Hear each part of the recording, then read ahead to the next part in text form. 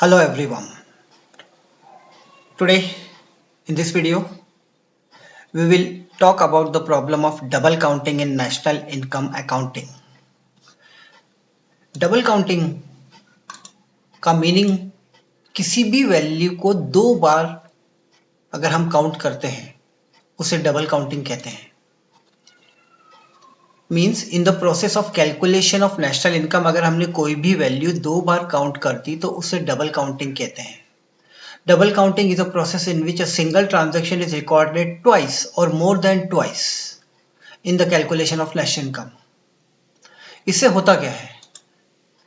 इससे हमारे national income की मॉनेटरी वैल्यू बढ़ती है, बट इससे हमारे नेशनल इनकम की रियल वैल्यू नहीं बढ़ती है. रियल वैल्यू तभी बढ़ेगी जब गुड्स और सर्विसेज प्रोड्यूस होंगे. So the problem of double counting enhances the value of national income without any rise in output. कोई प्रोडक्शन में इंक्रीज नहीं होता है. इसका एक एग्जांपल समझते हैं. फार्मर ने व्हीट सेल किया फ्लोर मिल को 20 रुपए में. So value added by farmer is 20 rupees. Flour mill ने उसका फ्लोर बनाया, आटा बनाया और बेकर को दिया जिसने ब्रेड बनाया. तो इसका मतलब जो मिल थी उसने कितनी वैल्यू ऐड करी? 30 minus 20 is equal to 10 rupees. Baker ने उसका ब्रेड बनाया और कस्टमर को बेचा 40 रुपए में. तो how much value is added by the baker? 40 minus 30 10. इसने भी 10 वैल्यू ऐड करी. सो अगर हम वैल्यू एडेड को ऐड करेंगे 20 प्लस 10 प्लस 10 तो ये आता है 40 और that is what is the price paid by the customer 40. So total value added को अगर हम जोड़ेंगे it will be equal to the price paid by the last customer.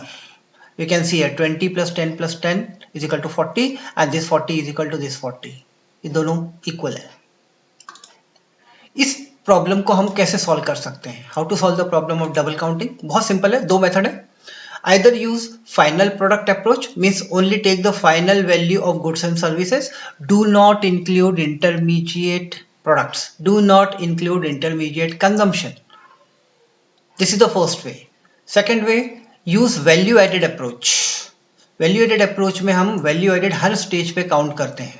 So value added में क्या होता है? In it, instead of taking value of final goods, only value added at each stage of production by the producing unit is taken.